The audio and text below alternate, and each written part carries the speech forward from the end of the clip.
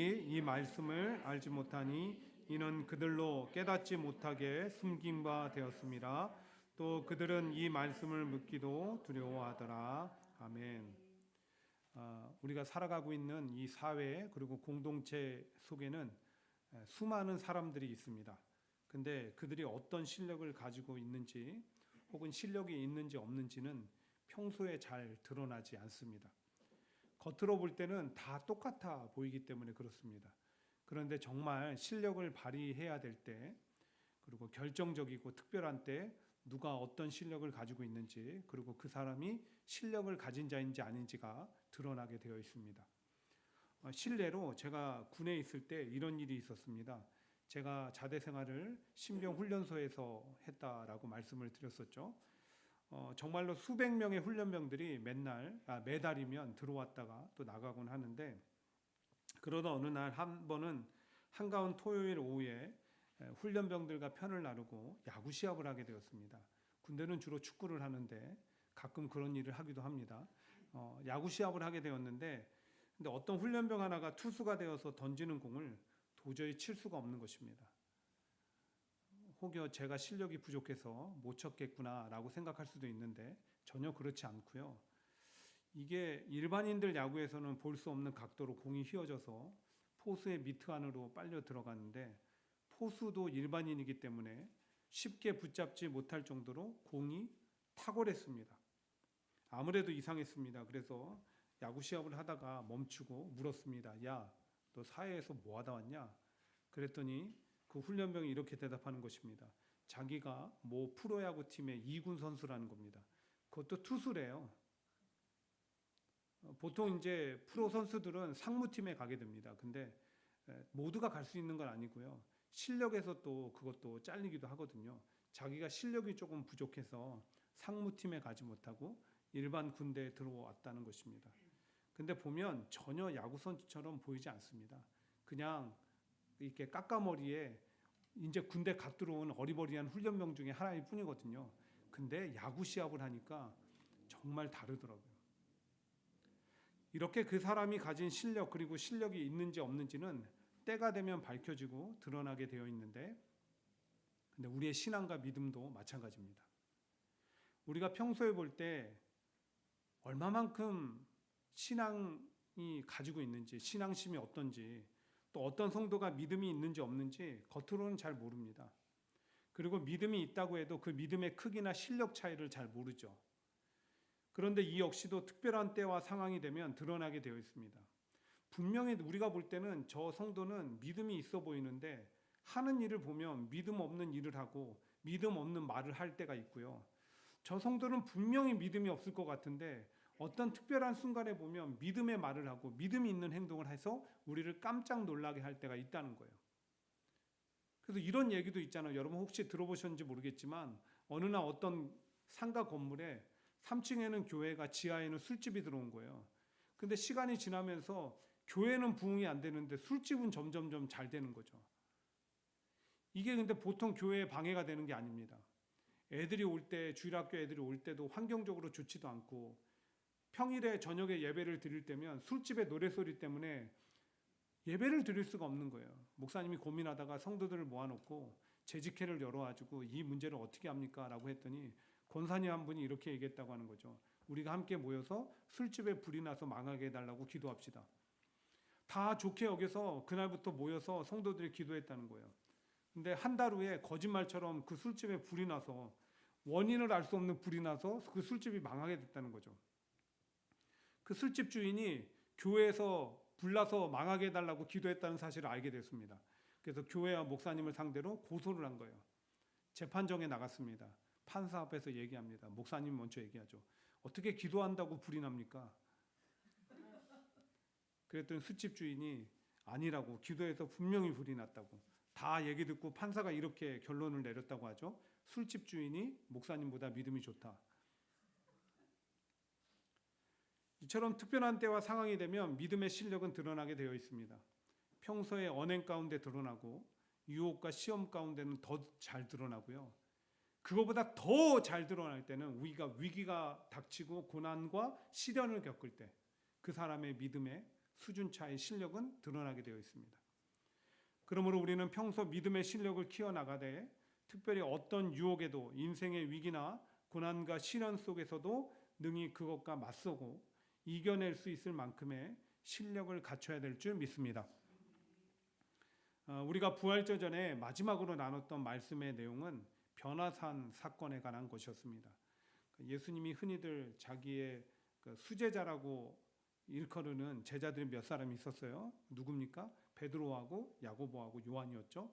그들만 데리고 예수님이 산에 가서 기도하시게 되었던 것이죠. 근데 제자들은 기도 안 하고 잠을 자다가 갑자기 막 이상한 소리가 나왔고 벌떡 딱 깨어나왔고 봤더니 예수님이 막 하얀 광채가 나는 영광스러운 모습으로 변해 있고 거기에 정말 율법을 대표하는 모세하고 선지자를 대표하는 엘리야하고 함께 대화 나누고 있는 거예요. 그것만 있었습니까? 그런 사이에 하늘에 막 구름이 덮이더니 하늘에서 하나님의 음성이 들려오는 거예요. 여러분 한번 상상해 보세요. 얼마나 은혜로 충만한 시간이었겠습니까? 그렇게 산 위에서는 정말 말로 표현할 수 없는 은혜가 가득한 시간들이 벌어지고 있는데 근데 산 아래의 상황은 전혀 다른 180도로 달랐습니다. 남은 제자 9명이 산 아래 마을에 머물고 있을 때 한 아버지가 자신의 아들에게 붙은 귀신을 내쫓아 달라고 찾아오게 된 거예요. 물론 누구를 찾아왔겠습니까? 처음에는 예수님을 찾아왔겠죠. 근데 예수님이 없으니까 그 제자들에게 이 귀신을 내쫓아 달라고 부탁을 한 거예요. 근데 제자들이 하지 못했습니다. 못 쫓은 거예요. 그래서 오늘 본문에는 나와 있지 않지만 오늘 본문과 동일한 사건을 기록하고 있는 마가복음 9장에 보시면 이 제자들이 무리들에게 둘러싸여 있고 또 서기관들에게 공격을 받고 있었던 거예요. 뭐 대충 이런 상황이겠죠. 야 너희들 예수님의 제자라고 하더니 맨날 쫓아다닌다고 하더니 귀신 안에 못 내쫓냐? 얼마 전에 뭐 귀신도 내쫓았다며 그거 다 거짓말이지? 막 이런 비난과 공격을 받고 있었던 거죠. 그렇게 제자들이 공경에 처해 있을 때 기도를 마치신 예수님이 그 3명의 제자들과 함께 산에서 내려오시다가 그 광경을 본 거예요. 막 사람들이 환영을 했습니다. 근데 그 환영하는 소리를 듣고 누군가의 소리가 들렸습니다. 예수 선생님 청컨대 내 아들을 돌보아 주옵소서. 누구예요? 귀신 들린 아들의 아버지죠. 그 아버지에게 주목하시고 예수님이 무슨 일이냐라고 물으셨습니다. 그랬더니 그 아버지가 그간의 상황을 쭉 얘기하는 거예요. 제 아들이 귀신에 들려서 때론 부르짖고 경련을 일으키며 거품을 흘리며 쓰러지기도 하고 물과 불에 막 뛰어들고 그래서 이 비참하고 가여운 내 아들을 살리려고 찾아와서 제자들에게 귀신을 내쫓아 달라고 청했으나 그들이 하지 못했습니다. 근데 여러분 여기서 좀 이상한 게 있습니다. 뭐가 이상하냐면 분명히 기억하실지 모르겠는데 불과 얼마 전에 예수님이 제자들 모아놓고요. 내가 너희들에게 병을 고치고 귀신을 쫓는 능력을 주노라. 그러니 너희들은 이것을 가지고 지금부터 각 도시와 마을들을 다니며 그 능력을 행하라라고 하셨거든요. 갔어요. 그랬더니 정말 제자들이 가는 곳마다 병자가 고침을 받고 귀신이 떠나가는 역사가 나타난 거예요. 그럼 여러분 예수님이 그때만 능력을 주시고 다시 뺏어갔을까요? 아니죠. 아니었을 거예요. 그렇죠? 근데 오늘은 못 쫓아낸 거예요. 뭐가 문제일까요? 뭐가 문제였을까? 그 문제의 답은 예수님이 하신 말씀 속에 있습니다.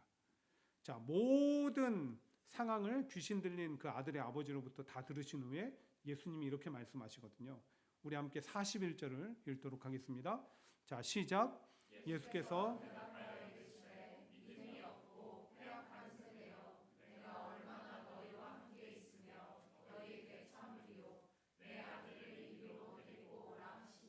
여러분 가장 핵심적인 부분이 어디예요? 믿음이 없고예요. 곧 제자들이 귀신을 쫓아내지 못했던 것은 그들이 가진 믿음의 문제였다. 다른 말로 하면 너희들 믿음의 실력이 부족해서 그런 거야. 제자들은 예수님께서 주셨던 귀신을 내쫓던 능력이 아직도 자기에게 있다는 믿음이 없었습니다. 있었던 제자들도 있었겠죠. 그런데 그런 제자들조차도 아이를 부르짖게 하고 경련을 일으키고 거품을 물고 쓰러지게 하는 그 강력한 현상 앞에 압도되고 말았습니다. 그리고 이렇게 생각했죠. 과연 우리가 저 강력한 귀신을 쫓아낼 수 있을까라고 의심한 거예요. 못할 것이라고 단정짓고 생각한 것입니다. 그렇게 제자들이 가진 믿음의 상태 아닌 실력은 결정적인 순간에 탄로가 나고 말았습니다. 그것 때문에 조롱과 비난을 받고 부끄러운 상황에 처하게 된 것이죠. 저희 딸 다솔이가 입원한 후에 2, 3주 동안 저나 여러분들, 우리 성도들이 겪은 일은 동일했습니다. 계속 나빠졌습니다. 더 악화됐습니다. 그리고 늘 와서 하는 얘기 똑같아요. 모르겠습니다. 아직도 찾고 있습니다. 지금 2달째 되어갔는데 지금도 찾고 있습니다. 근데 계속 그런 얘기를 2, 3주 동안 계속 들으니까 솔직히 반드시 회복될 것이라는 그 처음 가졌던 믿음이 제 안에서 조금씩 흔들리기 시작했습니다. 만약 고쳐지지 않고 다솔이가 저 모습 그대로 살아가야 되면 어떻게 해야지? 이런 생각을부터 해서 다 여러분들한테 말할 수 없고 표현할 수 없는 수만 가지 생각이 제 안에 떠올랐어요. 저뿐만 아니라 제 아내한테도 그랬어요. 그래서 하루에도 수십 번 믿음이 흔들리고 또다시 정신 차리고 믿음을 붙들고를 반복했습니다. 그리고 그때 깨달았습니다. 아직도 나는 믿음이 부족하구나.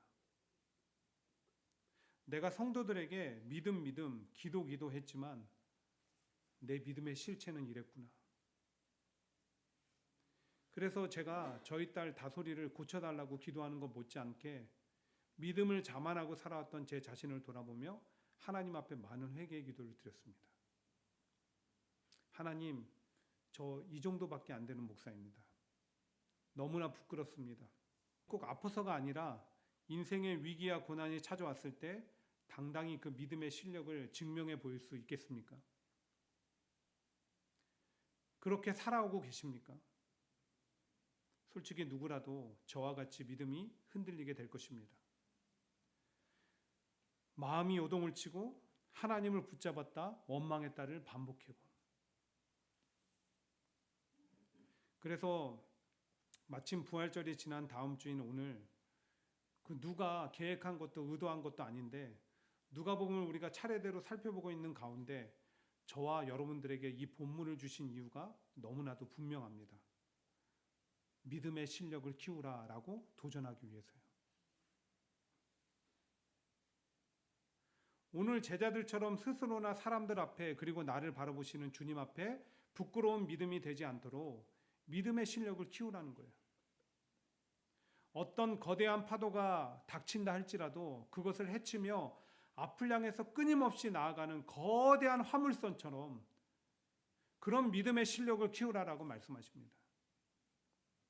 그리고 그 음성 외면치 않고 믿음의 실력을 키워내기 위해서 힘쓰고 노력할 때 반드시 우리의 믿음은 어떤 세상의 유혹과 인생의 위기와 고난과 시련도 이겨낼 수 있는 그런 실력을 마침내 갖추게 될 줄 믿습니다. 그렇다면 어떻게 하면 우리는 믿음의 실력을 키울 수 있을까? 성경에서 정말 많은 얘기들을 합니다. 그러나 오늘 본문에서 말하고 있는 것 2가지만 여러분들에게 소개하고자 합니다. 제일 첫 번째로 태도가 우리의 믿음의 실력을 키우게 됩니다. 태도가. 세계적인 성공학자로 불리는 스티븐 코비 박사 알고 계시죠? 그분은 성공하는 사람들의 7가지 습관이라는 책에서 우리가 정말 인생을 성공적으로 살고 싶으면 90대 10의 법칙을 늘 기억하라 라고 얘기하십니다. 그것은 다른 것이 아니라 우리 인생은 일어나는 사건이 10%라고 한다면 나머지 90은 우리의 반응에 의해서 결정된다는 것입니다. 그만큼 우리가 살아갈 때 우리 인생의 태도가 중요하다라는 얘기예요. 그 태도가 우리 인생을 결정짓거든요. 그런데 우리 믿음에 있어서도 태도가 중요합니다. 곧 어떤 태도를 가지고 신앙생활을 하느냐가 우리의 믿음의 성장과 실력을 키우는데 밀접한 영향이 있다는 거예요. 자, 그런 점에서 오늘 본문을 보시면 앞서 제자들이 왜 귀신을 내쫓지 못했다고 했습니까? 그들은 여전히 자기에게 귀신을 쫓는 능력이 함께하고 있는가 의심했기 때문입니다. 아이를 통해서 보인 귀신의 강력한 모습에 못할 것 같다라고 결론 냈기 때문입니다. 곧 그들이 귀신을 내쫓지 못했던 것은 귀신이 강력해서가 아니라 믿음의 태도가 문제였다는 거예요. 근데 제자들만 문제가 있었던 것이 아닙니다. 이 아버지에게도 문제가 있었어요. 같은 사건을 기록하고 있는 마가복음 9장으로 다시 가보시면 아버지는 지금까지 모든 상황을 다 설명한 후에 예수님한테 이렇게 얘기하거든요. 무엇을 하실 수 있거든 우리를 불쌍히 여겨달라. 여러분, 무엇을 알 수 있습니까? 아버지 역시 예수님께 전적인 믿음을 가지고 매달린 게 아닙니다.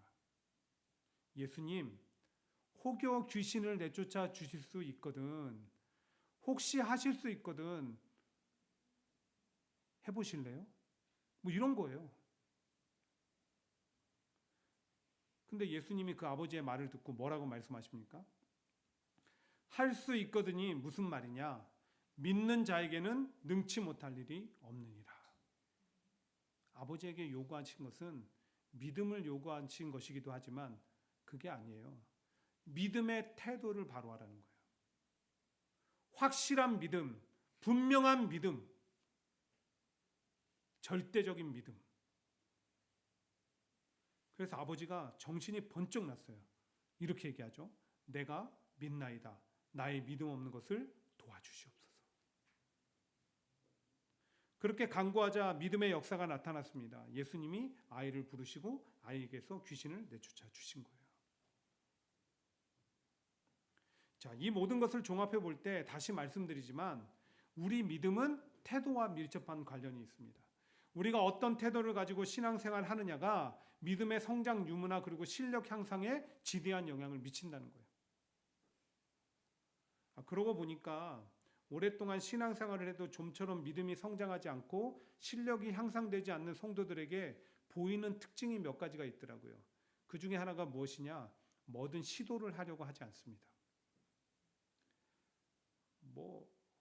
말씀을 읽고 말씀을 실천하고 기도 생활을 꾸준히 하는 것뿐만 아니라 새벽 기도에 나와 보는 거나 묵상하는 거나 성경 공부에 참여하는 거나 헌신하는 거나 여러 가지 있잖아요. 교회 안에서 우리 신앙을 위해서 필요하다는 것들 얘기하는 것들. 그것을 아예 시도조차 안 합니다. 그리고 난 못해요 라고 딱 잘라서 얘기하죠. 말 시키지 말라는 거예요. 그럼 시도하는 성도는 좀 나을까? 좀 낫긴 하죠. 아예 안 하는 성도보단 좀 나아요. 근데 그런 성도들도 문제가 있습니다. 어떤 문제가 있을까요? 끈기가 없어요. 한 번, 두 번 해보고 안 해요. 그리고 얘기합니다. 나 그래도 나가봤어.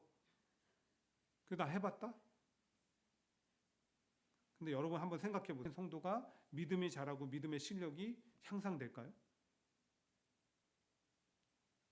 자, 그런가 하면 좀처럼 믿음이 성장하지 않고 실력 향상이 안 되는 성도들이 가진 또 하나의 특징이 있습니다. 흔들려요. 봄에 바람 불면 꽃잎 떨어지고 가을에 바람 불면 낙엽 떨어지는 거, 그거하고 비교할 수 없을 정도로 흔들려요. 성도의 신앙은 갈대예요. 목사님, 그건 믿음이 없어서 그런 거잖아요. 맞아요. 맞긴 맞아요. 그런데 내가 하나씩 우선순위를 확고히 정해서 흔들리지 않겠다라고 신앙생활을 굳건히 해 나가야지. 그냥 흔들리는 그대로 내버려 둔다는 데 문제가 있습니다. 그러니까 꼭 같은 일로 사람들에게 흔들려서 믿음이 좀 자라는가 싶다가 넘어져 버려요. 그런데 세상에서도 어떤 일을 하려고 하다가 이런저런 것들에 영향을 받고 흔들리는 사람이 성장하고 성공하는 경우를 보신 적 있습니까? 없죠. 할 수가 없거든요. 그런 점에서 왜 우리의 믿음이 자라나지 않고 실력이 향상되지 않는지 그 원인을 아셨습니까? 우리가 수련회나 아니면 아주 유명한 목사님이나 유명한 찬양팀이 와서 하는 집회에 참석하고 나면은 갑자기 내 막 믿음이 되게 좋아진 것 같은 그런 생각이 들어요. 물론 그런 시간들이 좀 특별하고 좋아서일 수도 있습니다. 근데 진짜 핵심은 뭔지 아세요? 내가 갈 때 그 마음에 사모함이 있었느냐 없느냐예요. 믿음이 자라나지 않는, 실력이 향상되지 않는 성도들 특징이 이거예요.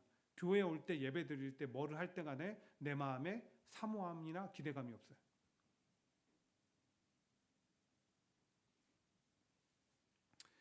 스티브 파라 목사님의 포인트맨이라는 책에 보면 아들과의 일화가 소개됩니다. 그 아들이 농구를 너무너무 좋아했어요. 근데 문제가 뭐냐? 아들이 오른손잡이인데 오른손으로만 드리블 하려고 하는 거예요. 그러니까 농구를 잘하긴 잘하는데 이제 상대편하고 시합을 하면 오른손으로밖에 드리블할 수 없다라는 것이 파악이 돼요. 번번이 막히는 거예요. 잘 안 되는 거예요.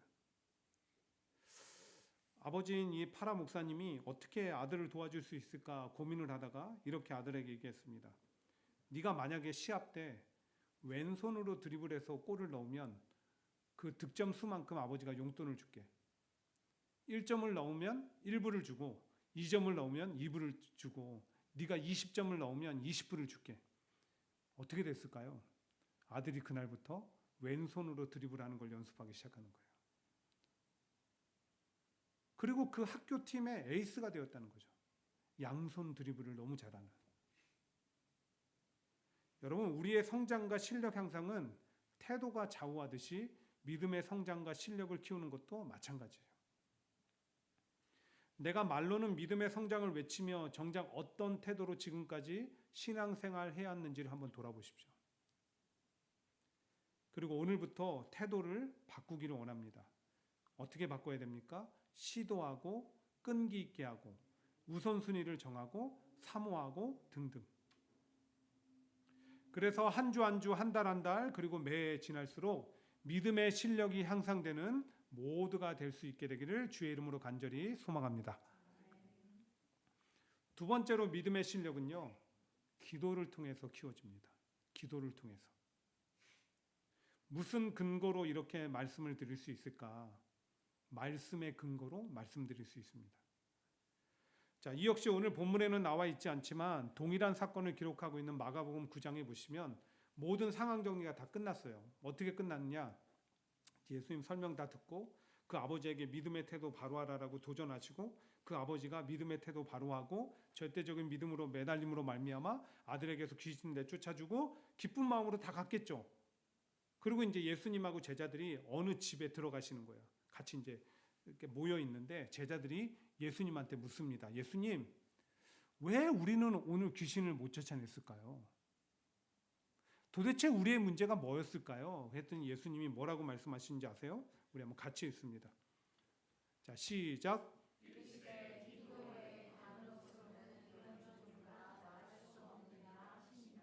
자, 여기서 종류라는 것은 능력이에요.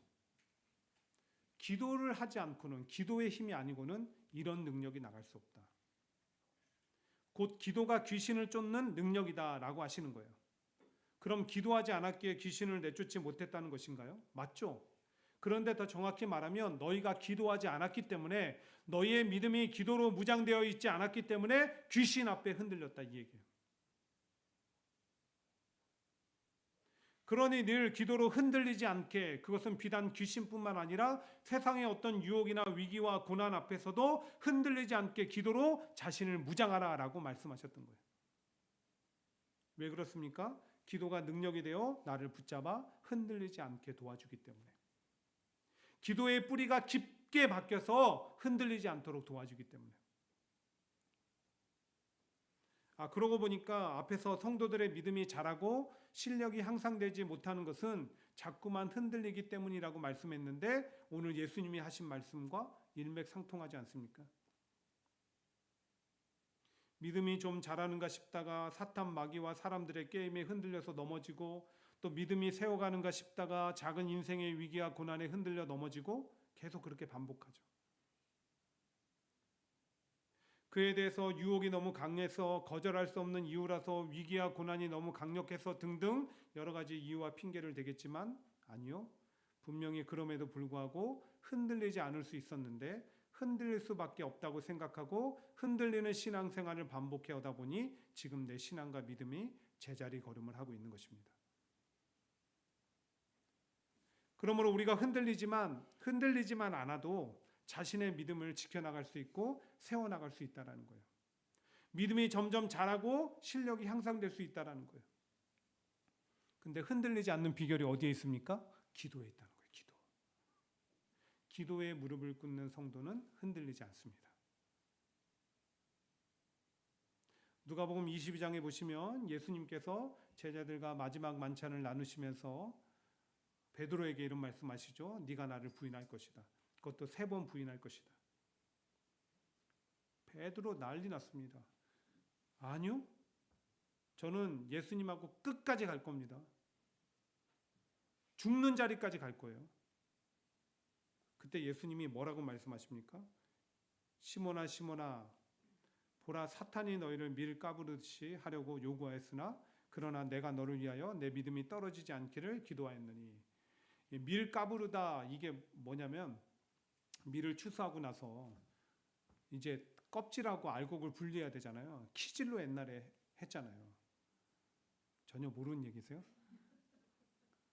할머니가 막 하고 있으면 저는 막 쫓아가서 따라해보고 그랬던 기억이 있는데 이렇게 하면 바람에 껍질은 날아가고 그렇잖아요. 돌을 고를 때도 그렇게 하시더라고요. 깨 털어놓고 이렇게 할 때도 하시는데 저 시골 사람 아닙니다. 도시 사람이에요. 예, 서울 출신이에요. 예. 어쨌든 그거예요. 근데 중요한 게 뭐냐면 이 키질을 할 때 막 흔들잖아요. 그렇게 이 베드로에게 사탄이 너를 흔들 것이다라고 얘기하신 거예요. 갖가지 방법으로. 그때 흔들리지 않게 나도 너를 위해 기도했으니 너도 기도하라 이 말씀인 거죠. 근데 베드로는 기도하지 않았습니다. 예수님 겟세마네 기도해서 그 동산에서 기도하실 때도 기도하지 않았어요. 자기 자신을 너무 과신했기 때문에. 그 결과 사탄은커녕 작은 여종이 와서 말할 때 흔들리는 정도가 아니라 요동을 쳤습니다. 마지막 3번째로 어떤 사람이 분명히 확신하며 얘기할 때 더 강력하게 예수님을 저주하며 모른다고 얘기했습니다. 기도하지 않았던 베드로의 믿음은 예수님 말씀하신 대로 크게 흔들리며 곤두박질치고 말았습니다. 그런데 반면 예수님은 어떻습니까? 인류 구원의 사명을 완수하기 위해 십자가의 운명이 앞에 막 다가오는 순간에 너무 두려웠어요. 그 두려움이 극심해서 제자들에게 내 마음이 심히 괴로워 죽게 되었다. 죽을 만큼 괴롭다는 거예요. 그런데 예수님은 그 마음 그대로 두지 않으셨습니다. 겟세마네 동산에 올라 기도하신 거예요. 처음에는 할 수 있거든 이 잔을 내게서 지나가게 해달라고 기도하셨지만 그러나 나의 원대로 마옵시고 아버지의 원대로 되기를 원하나이다 라고 기도하셨어요. 그리고 묵묵히 붙잡혀 재판받으시고 골고다 언덕길을 올라 십자가에 죽으셨습니다. 그러나 하나님께서는 예수님을 십자가 죽음 가운데 내버려 두지 않으시고 빌립보서 2장의 말씀과 같이 죽음 가운데 이르시고 모든 이름 위에 뛰어난 이름을 주사 많은 사람들이 그 이름 앞에 영광 돌리게 하셨어요. 예수님께서는 흔들릴 수 있는 상황, 아니 흔들릴 수밖에 없는 상황 가운데 기도로 이기셨습니다. 이를 통해서 볼 때 기도가 우리의 믿음이 흔들리지 않게 붙들어준다는 사실을 다시 한번 깨닫습니다. 아, 이렇게 하는 게 맞구나.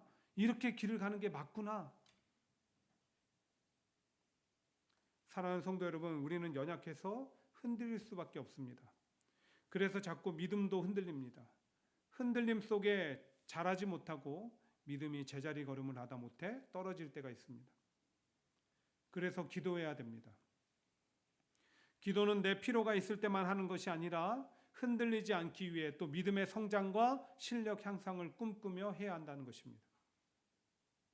그때 그 기도로 말미암아 어떤 사탄막이나 사람들의 게임에 넘어가 흔들리지 않고 위기와 고난에 좌절하지 않으며 하나님의 지혜를 통해 생겨난 분별력으로 올바른 것을 선택해서 살아감으로 은혜와 축복을 누리게 되는 것입니다. 그러므로 다시 한번 부탁드립니다. 여러분 기도하십시오. 나의 믿음의 성장과 실력이 자라나는 것을 꿈꾸며 기도하십시오. 그리고 정말 시간이 지나며 그 믿음이 자라가고 실력이 향상되어 믿음으로 승리하는 모두가 되기를 간절히 축원드립니다. 말씀을 맺습니다. 세상은 끊임없이 우리에게 얘기하죠. 실력이 있어야 살 수 있다. 실력이 있어야 성공한다. 우리도 자녀들한테 입버릇처럼 하는 얘기가 그렇습니다. 야, 실력을 키워, 실력을 키워. 근데 여러분들은 여러분들의 믿음의 실력을 키우기 위해서 왜 그런 노력을 하지 않습니까?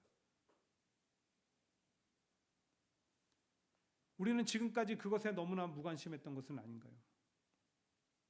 그래서 성장 없는 신앙생활, 믿음을 경험해 오지 않았습니까? 그러나 오늘 말씀을 들은 이후로부터 달라지기를 원합니다. 믿음의 실력을 갖춰야 유혹에 흔들리지 않고 위기와 고난과 시련을 이겨내고 올바른 것을 선택하며 옳은 길을 가게 됩니다. 거기서 인생의 성패가 갈리기도 합니다. 그러므로 우리 모두 믿음의 성장과 실력의 향상을 꿈꿉시다. 이를 위해 우리 신앙생활의 태도, 믿음의 태도를 바로하고 기도